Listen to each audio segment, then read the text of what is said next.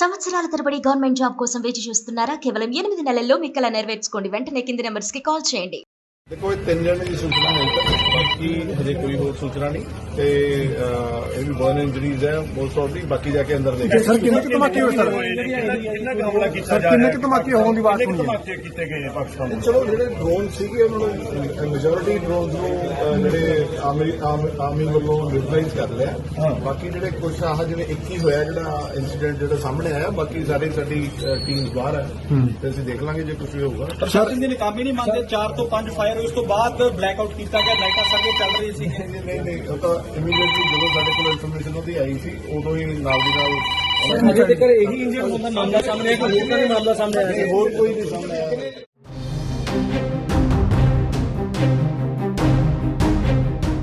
భారత్ పాకిస్తాన్ ఉద్రిక్తతల వేళ ప్రజలందరికీ ప్రభుత్వం కీలక ఆదేశాలు జారీ చేసినా కొందరు నిర్లక్ష్యం వహిస్తున్నారు. రెండో రోజు శుక్రవారం ఒకచోట సైరన్ మోగించినా కూడా ఒక ఇంట్లో విద్యుత్ దీపాలు, ఇతర ఎలక్ట్రానిక్ పరికరాలను ఆఫ్ చేయలేదు. లైట్లు ఆఫ్ చేయకపోవడంతో పాకిస్తాన్ ప్రయోగించిన డ్రోన్ ఆ ఇంటిపై వచ్చి పడింది. డ్రోన్ దాడి కారణంగా ఆ ఇల్లు ధ్వంసం కాగా మంటలు వ్యాపించాయి. ఈ ఘటనతో ఆ ఇంట్లోని వ్యక్తి తీవ్రంగా గాయపడ్డాడు. వెంటనే భద్రతా దళాలు బాధితుణ్ణి ఆసుపత్రికి తరలించారు. ఈ ఒక్క సంఘటన చెబుతుంది బ్లాకౌట్ అనేది ఎంత ప్రాముఖ్యమో. బ్లాకౌట్ చేయకపోతే ఎలాంటి పరిణామాలుంటాయో ఇది నిరూపిస్తోంది. అందుకే శత్రు దేశాల దాడి సమయంలో లైట్లు, ఇన్వర్టర్లు, ఇతర వెలుతురునిచ్చే అన్నింటినీ బంద్ చేయాలి. లేకపోతే భారీ నష్టం ఎదుర్కొనే అవకాశం ఉందని సైన్యం హెచ్చరిస్తోంది.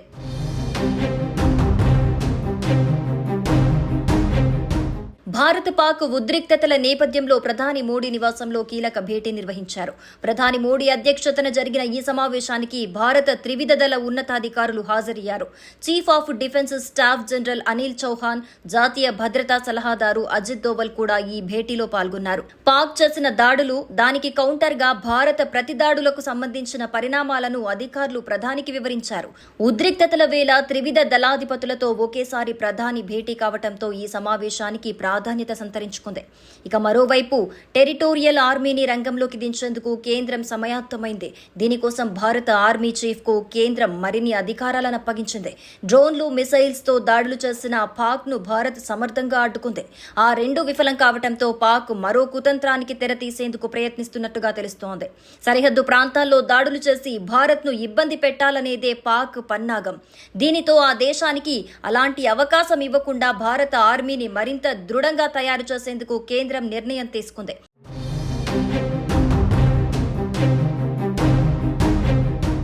ఈ మేరకు భారత ఆర్మీ చీఫ్ కు మరిన్ని అధికారాలు అప్పగిస్తూ ఉత్తర్వులు జారీ చేసింది. అవసరమైతే టెరిటోరియల్ ఆర్మీని రంగంలోకి దించాలని స్పష్టం చేసింది. ఇందులోని అధికారులను, నమోదు చేసుకున్న సిబ్బందిని పిలిచేందుకు అధికారం కల్పించింది. రెగ్యులర్ ఆర్మీతో కలిసి పనిచేసేందుకు సిద్ధంగా ఉండాలని కేంద్రం సూచించింది. టెరిటోరియల్ లేదా ప్రాదేశిక ఆర్మీ గురించి సింపుల్ గా చెప్పాలంటే సైనిక రిజర్వ్ ఫోర్స్. దేశంలో క్లిష్ట పరిస్థితులు ఎదురైనప్పుడు భారత ఆర్మీతో కలిసి ప్రత్యర్థితో తలపడేందుకు టెరిటోరియల్ ఆర్మీ సిద్ధంగా ఉంటుంది. ఇందులోని సిబ్బంది, అధికారులకు రెగ్యులర్ ఆర్మీ తరహాలోనే శిక్షణిస్తారు. వీరంతా బయట ఉద్యోగాలు చేసుకుంటూనే వాలంటీర్ గా సైన్యంతో పనిచేస్తుంటారు. 1948లో భారత టెరిటోరియల్ ఆర్మీ చట్టం ఆమోదించారు. ఆ తర్వాత 1949లో అధికారికంగా ప్రారంభమైంది. ప్రస్తుతం దాదాపు 50,000 మంది వరకు ఈ ఆర్మీలో ఉన్నట్లుగా సమాచారం. వీరంతా రెగ్యులర్ ఆర్మీలో భాగమే అయినప్పటికీ నిరంతరం సైన్యంతోనే ఉండరు. అవసరమైన సందర్భాల్లో కథన, ప్రకృతి వైపరీత్యాల్లో రంగంలోకి దిగుతారు.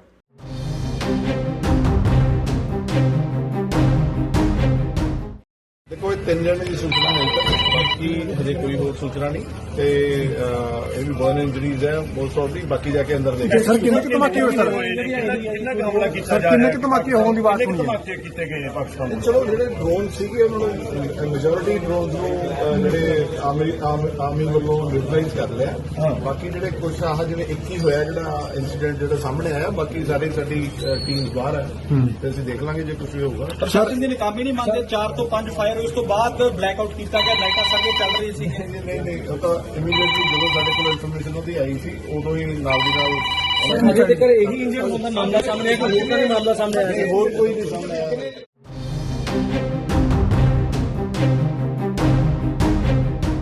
భారత్ పాకిస్తాన్ ఉద్రిక్తతల వేళ ప్రజలందరికీ ప్రభుత్వం కీలక ఆదేశాలు జారీ చేసినా కొందరు నిర్లక్ష్యం వహిస్తున్నారు.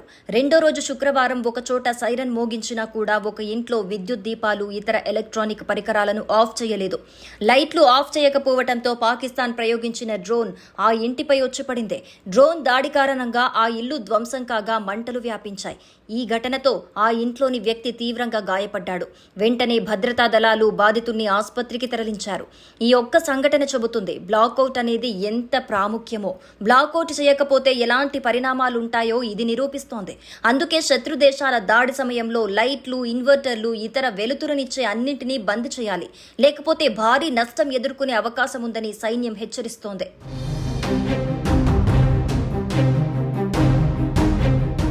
భారత్ పాక్ ఉద్రిక్తతల నేపథ్యంలో ప్రధాని మోడీ నివాసంలో కీలక భేటీ నిర్వహించారు.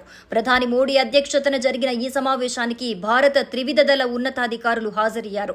Chief of defence staff general Anil Chauhan, జాతీయ భద్రతా సలహాదారు అజిత్ దోవల్ కూడా ఈ భేటీలో పాల్గొన్నారు. పాక్ చేసిన దాడులు, దానికి కౌంటర్గా భారత ప్రతిదాడులకు సంబంధించిన పరిణామాలను అధికారులు ప్రధానికి వివరించారు. ఉద్రిక్తతల వేళ త్రివిధ దళాధిపతులతో ఒకేసారి ప్రధాని భేటీ కావడంతో ఈ సమావేశానికి ప్రాధాన్యత సంతరించుకుంది. ఇక మరోవైపు టెరిటోరియల్ ఆర్మీని రంగంలోకి దించేందుకు కేంద్రం సమాయత్తమైంది. దీనికోసం భారత ఆర్మీ చీఫ్ కు కేంద్రం మరిన్ని అధికారాలను అప్పగించింది. డ్రోన్లు, మిసైల్స్ తో దాడులు చేసిన పాక్ ను భారత్ సమర్థంగా అడ్డుకుంది. ఆ రెండు విఫలం కావడంతో పాక్ మరో కుతంత్రానికి తెర తీసేందుకు ప్రయత్నిస్తున్నట్టుగా తెలుస్తోంది. సరిహద్దు ప్రాంతాల్లో దాడులు చేసి భారత్ ను ఇబ్బంది పెట్టాలనేదే పాక్ పన్నాగం. దీనితో ఆ దేశానికి అలాంటి అవకాశం ఇవ్వకుండా భారత ఆర్మీని మరింత దృఢంగా తయారు చేసేందుకు కేంద్రం నిర్ణయం తీసుకుంది.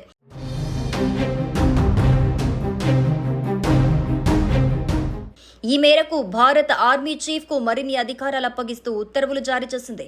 అవసరమైతే టెరిటోరియల్ ఆర్మీని రంగంలోకి దించాలని స్పష్టం చేసింది. ఇందులోని అధికారులను, నమోదు చేసుకున్న సిబ్బందిని పిలిచేందుకు అధికారం కల్పించింది. రెగ్యులర్ ఆర్మీతో కలిసి పనిచేసేందుకు సిద్ధంగా ఉండాలని కేంద్రం సూచించింది. టెరిటోరియల్ లేదా ప్రాదేశిక ఆర్మీ గురించి సింపుల్ గా చెప్పాలంటే సైనిక రిజర్వ్ ఫోర్స్. దేశంలో క్లిష్ట పరిస్థితులు ఎదురైనప్పుడు భారత ఆర్మీతో కలిసి ప్రత్యర్థితో తలపడేందుకు టెరిటోరియల్ ఆర్మీ సిద్ధంగా ఉంటుంది. ఇందులోని సిబ్బంది, అధికారులకు రెగ్యులర్ ఆర్మీ తరహాలోనే శిక్షణిస్తారు. వీరంతా బయట ఉద్యోగాలు చేసుకుంటూనే వాలంటీర్గా సైన్యంతో పనిచేస్తుంటారు. 1948లో భారత టెరిటోరియల్ ఆర్మీ చట్టం ఆమోదించారు. ఆ తర్వాత 1949లో అధికారికంగా ప్రారంభమైంది. ప్రస్తుతం దాదాపు 50,000 మంది వరకు ఈ ఆర్మీలో ఉన్నట్లుగా సమాచారం. వీరంతా రెగ్యులర్ ఆర్మీలో భాగమే అయినప్పటికీ నిరంతరం సైన్యంతోనే ఉండరు. అవసరమైన సందర్భాల్లో కథన, ప్రకృతి వైపరీత్యాల్లో రంగంలోకి దిగుతారు.